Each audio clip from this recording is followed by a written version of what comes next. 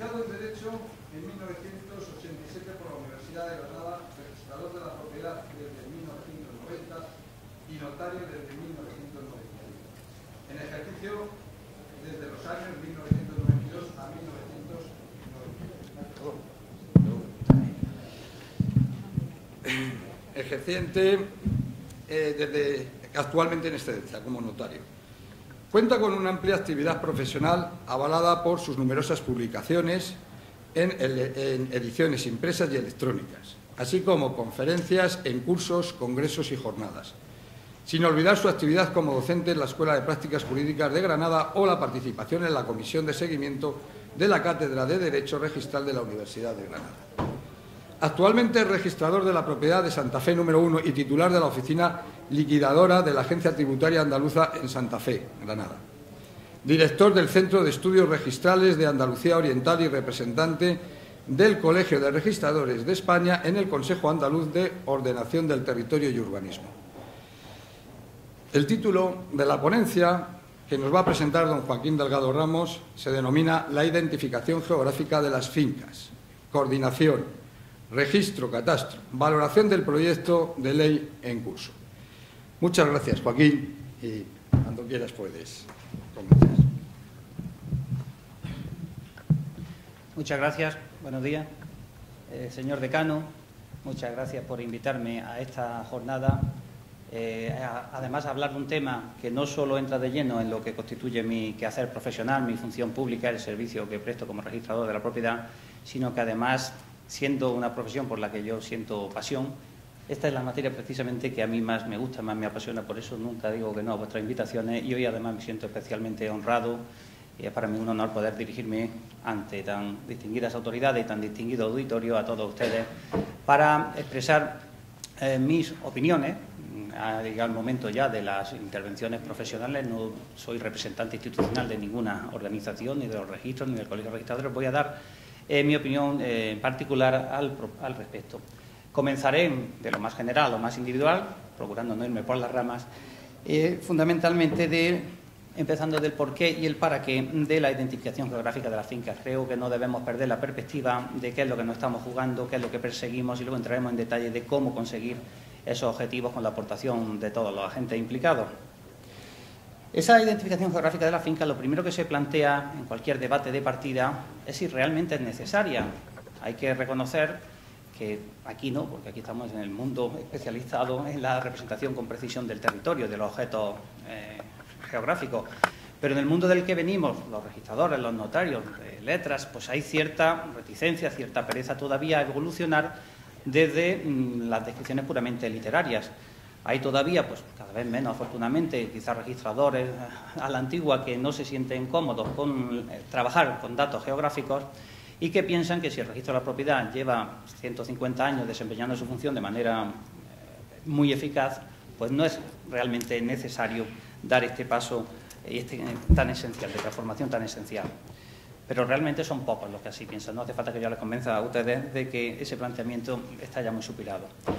Son mayoría los que piensan que sí que es conveniente, incluso dicen muy conveniente que se avance en esta línea, pero siguen enfocándolo como si se tratara de una identificación geográfica complementaria, normalmente accesoria, normalmente voluntaria, que no siempre se exige, de lo que es la descripción literaria. Dentro de esa conveniencia no le dan el grado de importancia que yo creo que necesita y en el que no creo preciso insistir. Para mí, creo que para todos ustedes, es absolutamente esencial. Decía que por qué y para qué es esencial esa identificación geográfica de la finca. Primero, por razones puramente lógicas. El registro de la propiedad inscribe, comprueba su legalidad, califica, inscribe, publica, protege con el mayor grado de protección jurídica que podemos imaginar derechos reales, la propiedad y otros derechos reales. Todo derecho real tiene un sujeto, como se nos decía en las exposiciones, fundamentalmente el director general de los registros, tiene un sujeto y de alguna otra autoridad, un objeto sobre el que proyecta un contenido de facultades. Bueno, pues es evidente que el registro de la propiedad, si quiere cumplir bien su función, tiene que ser preciso a la hora de identificar al sujeto y preciso a la hora de identificar al objeto. A mí siempre me ha resultado paradójico el contraste que hay entre las técnicas precisas que utilizamos para identificar a las personas. No ponemos el mote del propietario ni ningún apodo ni nada de eso, ponemos su nombre y apellido, una técnica muy sencilla, lleva miles de años funcionando razonablemente bien, y desde que tuvimos disponible la técnica del DNI, que ya evita equívocos, se incorporó esa técnica. Para las personas jurídicas, pues su nombre, su denominación social, su NIF, incluso por razones más tributarias que registrales, se desciende al detalle de identificar, por razones tributarias, quiénes son los miembros y componentes exactos de una sociedad. Es decir, la identificación en cuanto al sujeto tiene un grado de precisión más que suficiente, incluso más allá del imprescindible. En cambio, resulta que el objeto del derecho de propiedad, que en una compraventa, como ustedes saben, es un intercambio de precio por una finca, si nos fijamos en la primera parte de ese objeto, que es el precio, también tenemos una absoluta precisión. Las escrituras tienen que reflejar exactamente el precio en el que se venden los inmuebles. Si dijeran los otorgantes, pues no sabemos en qué precio se vende, diría, bueno, cuando lo sepan, pasen ustedes y hacen la escritura y se llevará al registro. Decía que también se avanza en esa precisión cuando por motivos fiscales, ajenos a la esencia propia del registro de la propiedad, aunque colaboramos con ella, se exige hasta que se determinen los medios de pago, cómo se ha transferido cada euro, de dónde viene, de qué cuenta viene. Llegamos a un grado de precisión más que suficiente, más allá del imprescindible. Magnífico porque satisface otras finalidades con las que colabora el registro de la propiedad. Pero en cambio nos encontramos con el contraste de cuando vamos al otro objeto de la compra-venta, que es el inmueble que se intercambia por ese precio. Aquí, paradójicamente, se permite todavía en nuestro ordenamiento jugar en un terreno de la absoluta imprecisión, con descripciones literarias, y cuando avanza la ley del catastro y se dice que en el momento del otorgamiento ante notario deberán las partes aclarar si lo que están vendiendo y comprando es lo mismo que dice catastro, entonces describirlo con arreglo a catastro, y si no lo es, concretarlo. Pues ocurre muchas veces, quizá por la práctica notarial, que se incluye una cláusula de estilo en las escrituras diciendo los otorgantes no están en disposición de afirmar cuál es la realidad física del objeto de este contrato. A mí eso me parece absolutamente insostenible. Por eso creo que por puras razones conceptuales ya es absolutamente esencial esa definición del objeto del derecho de propiedad. Y además, por alguna otra adicional, el contenido, cuáles son las facultades que el propietario va a poder ejercitar sobre su propiedad, eso no lo dice el registro de la propiedad, no es su misión, eso lo dicen las leyes. El propietario podrá ejercitar sobre su propiedad las más plenas facultades dentro de lo que las leyes y la ordenación territorial le permita. Entonces, ¿cómo se puede conocer realmente cuáles son esas facultades? ¿Qué puedo hacer? ¿Qué no puedo hacer? ¿Con qué requerimientos? Pues necesitamos combinar la identificación geográfica precisa de cuál es mi propiedad y la identificación geográfica precisa de qué dicen las normas sobre el territorio. Si nos falla una de las dos, realmente no sabremos si una finca tiene una calificación urbanística o medioambiental de un tipo o de otro, no sabremos realmente qué se puede o no se puede hacer en el propietario sobre su finca y estaremos en un terreno de la inseguridad. Hace falta que los propietarios concreten dónde están sus fincas, con la calificación registral que luego vendrá, y hace falta, desde mi punto de vista, que las autoridades de las que emanan las normas jurídicas que tienen una aplicación particular sobre ciertos sitios del territorio sí, en otros no, por ejemplo, un plan de ordenación urbana, un plan de delimitación de espacios naturales, un área de tanteo y retracto, que esas normas concreten también de manera georreferenciada cuál es el ámbito territorial concreto al que se están refiriendo, y del contraste entre ambas informaciones podremos todos, los interesados, las autoridades, los registradores, cualquier interesado en general, conocer cuál es el contenido en cada momento de ese derecho de propiedad. Este sería un poco el porqué. No he dicho más que evidencias y obviedades. Y descendiendo de lo general a lo particular, ahora vamos a ver un poco el para qué. ¿Para qué le sirve al propietario todo esto? En primer lugar, si el propietario toma la decisión de solicitar la inscripción de su finca en el registro, sabe que va a tener una serie de protección jurídica que no tendría en caso contrario. Se va a reconocer oficialmente a todos los efectos legales su propiedad. Pero ¿qué le aporta además de inscribir su finca con una descripción literaria, inscribirla con una base gráfica georreferenciada, como luego veremos? Le aporta muchas cosas adicionales. Primero, le protege frente a perturbaciones, llamémosle puntuales, de un colindante que le invada parte de su propiedad.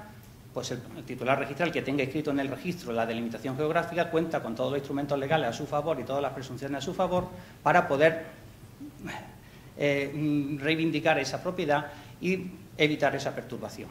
En segundo lugar, le protege frente a perturbaciones globales, absolutas, superposiciones enteras. Es decir, imagínense el caso de que alguien tiene inscrita su finca sin una base geográfica, porque se hizo antes del año 96, que era posible, y otra persona ahora ya con la nueva legislación solicita inscribir, diciendo que es por primera vez una finca en el registro de la propiedad con su base geográfica, su certificación catastral descriptiva y gráfica. Cuando llega al registro la pretensión de este señor y el registrador intenta comprobar a ver si esa porción del territorio está previamente inmatriculada, resulta que no la encuentra en su archivo de datos, porque en su archivo geográfico no aparece la finca previamente inmatriculada porque el propietario no trajo el plano, y en su archivo literario alfanumérico están descritas en unos términos que es imposible detectarlas. Entonces puede ocurrir que el propietario que está inscrito, que se cree que está plenamente protegido por nuestro ordenamiento, acabe siendo suplantado, se produzca lo que conocemos como la doble inmatriculación, que es la mayor anomalía del sistema. Por lo tanto, necesita el propietario no solo para defenderse de perturbaciones parciales, sino para defenderse de perturbaciones tan globales y tan absolutas como sería una doble inmatriculación. Y en tercer lugar, hay algo muy grave que no se ha hecho mención aquí, yo quiero hacerlo muy brevemente. Otra de las grandísimas perturbaciones del derecho de propiedad inscrito, si no tiene una base gráfica, es que pueda quedar absolutamente en el olvido, pueda quedar postergado cuando se produce una actuación administrativa organizada sobre el territorio. Y me explico. Las administraciones, que son al final el agente, el operador jurídico mayoritario, no actúan diciendo sobre esta finca registral que sé cuál es, dígame cuál es el titular, sino que la pregunta que hacen al registro de propiedad es distinta. Dicen, sobre este ámbito territorial que voy a expropiar, o sobre este ámbito territorial que voy a reparcelar en un procedimiento de concentración parcelaria o de reorganización de la propiedad, dígame, señor registrador, qué fincas están incluidas, porque tengo que entender el procedimiento con ellos, porque a los que van a ser expropiados les tengo que dar a cambio el dinero de la expropiación, a los que van a ser reparcelados les voy a dar a cambio la finca de resultado. Cuando hace esa pregunta al registro, el registro consulta su base de datos geográficas y resulta que el propietario que está inscrito pero sin base gráfica pasa desapercibido. De nuevo, no es por culpa del registrador, es por culpa del propietario que, pudiendo hacerlo, no ha traído el plano de su finca. Y ocurre que la administración actuante, porque lo dicen así las leyes, después de preguntar al registro y el registro no darle respuesta o decir, bueno, aquí me salen 4 fincas en este ámbito territorial, las demás no sé si están inscritas o no están inscritas. Dicen las leyes que en tales casos la administración se dirige y pregunta al catastro y sigue el expediente con los titulares catastrales a falta de respuesta de titulares registrales. Y ocurrirá al final que la indemnización se pagará a un señor que no es el titular registral o las fincas de reemplazo pueden ser adjudicadas a un señor que no es el titular registral. Todo esto viene, decía, a cuento de destacar por qué es tan importantísimo, por qué es esencial que los propietarios tengan inscritas sus fincas y además las tengan inscritas con una delimitación geográfica. En segundo lugar, es esencial para el propio tráfico inmobiliario. Aquí no me voy a extender, ya se ha dicho por las autoridades que han inaugurado esta jornada. Solo dando seguridad, además del sujeto, al objeto del derecho de propiedad, se genera un tráfico inmobiliario seguro, fluido. Esto tiene muchas repercusiones económicas. Si no tenemos esta seguridad, no hay prosperidad económica, no hay crédito, no hay transacciones. Luego no me voy a extender más en algo que considero evidente. Y en último lugar, todo esto interesa también a las administraciones públicas. Hay tendencia a pensar que el registro de la propiedad vela por los intereses privados y que el catastro y otros organismos e instituciones velan por los intereses públicos. No es así. El registro de la propiedad vela y concilia tanto los intereses privados como los intereses públicos que concurren sobre el territorio y muy singularmente sirve a las administraciones públicas de las que forma parte. ¿Qué le aporta a la administración pública que las fincas estén inscritas con una base geográfica? Pues primero que cuando consulta el territorio saben quién es el titular para poder entender con él los procedimientos. Eso abarata y agiliza esos procedimientos administrativos, porque si no fuera así tendrían que estar a cada momento consultando al registro a ver si ha habido novedades de titularidades, mientras que en el sistema que hay actualmente, si está la finca identificada, la administración anota en el registro que se ha iniciado un expediente de expropiación o de reparcelación y los nuevos titulares que vengan comprando y inscribiendo con posterioridad serán ellos los que tendrán que ir a personarse en el procedimiento administrativo. Luego le interesa a las administraciones para la efectividad de todas estas actividades.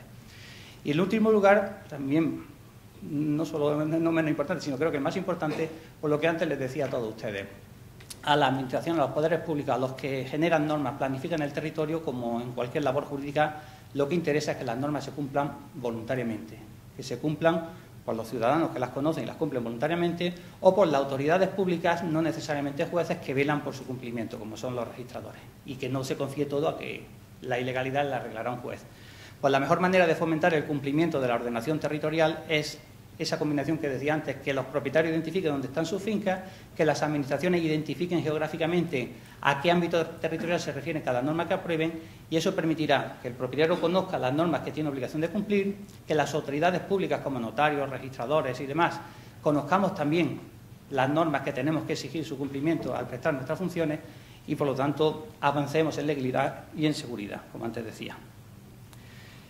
Dentro de este enfoque general, lo primero que había que plantearse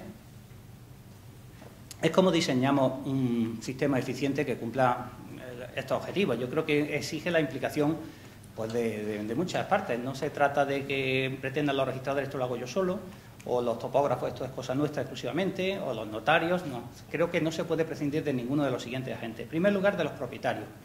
La finca no es un concepto físico. Un concepto físico es un edificio, un árbol, un barranco o el mar. Pero la finca, como el término municipal, como el partido judicial, es una delimitación jurídica, es un concepto que lo crea el derecho. Es el objeto del derecho de propiedad, por lo tanto, son los propietarios los primeros que tienen que decir ellos qué están queriendo comprar, qué están queriendo vender, qué están queriendo y cómo están queriendo dividir su finca. Dentro de lo que la legislación le permita y dentro de que la calificación registral va a comprobar que esas manifestaciones de los propietarios sean acorde a la legalidad. Pero no se puede hacer un sistema de identificación de finca que prescinda en origen de la afirmación del propietario, que creo que es esencial. Tampoco podemos prescindir de la intervención notarial. El momento idóneo para que esa manifestación de los propietarios se refleje con fehaciencia y además vinculando a ambas partes del contrato es el momento de la formalización del contrato ante notario. Luego, el sistema en el que debamos movernos creo que tiene que contar también con la participación importante de los notarios. ¿Cuál sea esa base gráfica que deban utilizarse? Pues me parece evidente, así es la legislación actual y así se mantiene la idea de que hay que partir en primer lugar de la cartografía más general de que disponemos y más asequible por pura economía de medio y por pura colaboración institucional.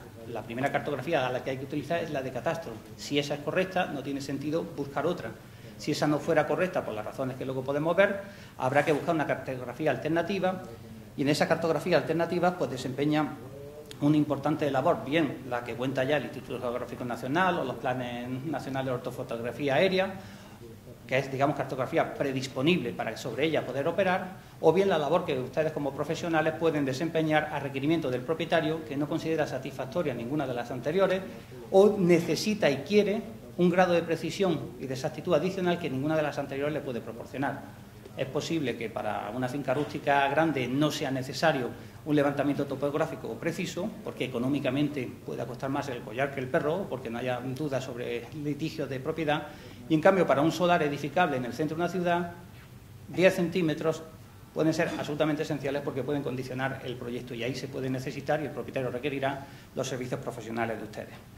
Sin duda, en todo este ámbito, la labor de los registradores es esencial porque nos corresponde, por atribución legal, comprobar la legalidad de las transacciones inmobiliarias, que se produce efectivamente la transmisión de los derechos y que las bases gráficas que se aporten en el registro sean coincidentes con la finca, no ocupen finca previamente inmatriculada y no ocupen tampoco el dominio público, aunque pudiera incluso no estar inmatriculado. Y las administraciones tienen sin duda su parte de implicación importantísima. Primero porque deben cumplir sus propias obligaciones. La legislación dice que las administraciones tienen que inscribir sus bienes. Los propietarios decidirán si quieren o no quieren inscribir sus bienes. Allá ellos, y por la cuenta que trae, todo el mundo lo inscribe porque corre serios riesgos de perderlo si no lo inscribe. Pero las administraciones no pueden tomar esa decisión, la ha tomado la ley por ellos. Las administraciones tienen que inscribir obligatoriamente sus bienes de dominio público o bienes patrimoniales. Y de facto no está cumplida esa obligación. En muy poquita medida está cumplida. Incluso se ha dado un paso adicional para decir, bueno, el dominio público, aunque debe inscribirse en el registro para tener la protección del registrador, también va a ser protegido por el registrador aún sin estar inscrito, porque al ser dominio público, por definición, excluye ser objeto de tráfico privado.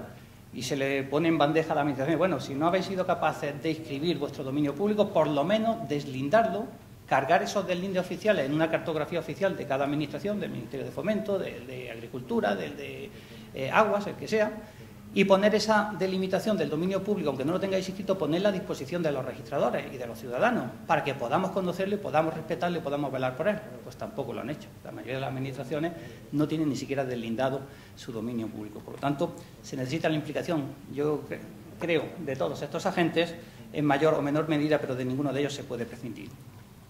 Hay varias decisiones a tomar en este proceso normativo, en las leyes que tenemos y las leyes que queremos tener en lo sucesivo. Primero, hay que decidir, y hay que ser valiente en la decisión, si queremos convertir la aportación de una base gráfica georreferenciada de la finca en un requisito imprescindible para la inscripción registral o va a quedar siendo una posibilidad que se conceda a la iniciativa del propietario. Se han dado ya iniciativas en que para ciertas cosas es imprescindible, para otras es voluntario y, en mi opinión personal, había que avanzar más en la obligatoriedad. Digamos, el registro de la propiedad sería como un club de excelencia, donde ahí, para entrar, para que tu propiedad se reconozca, hay que cumplir unos requisitos. Si quieres entrar al registro de la propiedad, además de cumplir la legalidad, tienes que aportar una identificación de tu finca. Yo creo que hasta para compraventa, hasta para hipotecas, debería exigirse que si no hay una base gráfica previa, fuera requisito aportarla en el momento de la inscripción. Pero bueno, es una decisión que tiene que tomar el legislador, hasta dónde deja la voluntariedad y desde dónde pone la obligatoriedad. Otra decisión del legislador es cuál es el grado de precisión que va a exigir. Como decíamos antes, si queremos ser muy precisos, a lo mejor damos al traste con todo el sistema, porque puede ser que el coste económico de esa precisión sea inabordable para el tráfico inmobiliario, y si somos demasiado laxos, pues de poco está sirviendo el proceso. Parecido a este tema de la precisión técnica o métrica está el de si vamos a utilizar un procedimiento simple o un procedimiento garantista. A nadie se nos escapa que si el plano que se inscribe en el registro es simplemente el que dice el propietario y ha entrado de manera fácil y sin contrastar con nadie, no puede predicarse de ese pronunciamiento demasiado rigurosos efectos jurídicos. Y en cambio, si se ha utilizado un procedimiento con cierta garantía, más valor y más efecto tendrá el pronunciamiento registral. Pues aquí hay también que debatir si exigimos notificación a colindantes, si basta la notificación o hace falta que no contesten, qué pasa si se oponen, si paraliza todo su mera oposición, en fin, qué grado de procedimiento se exige. Y finalmente, qué tipo de bases gráficas se van a admitir, si solamente las catastrales y otras de institutos oficiales o también las elaboradas al efecto.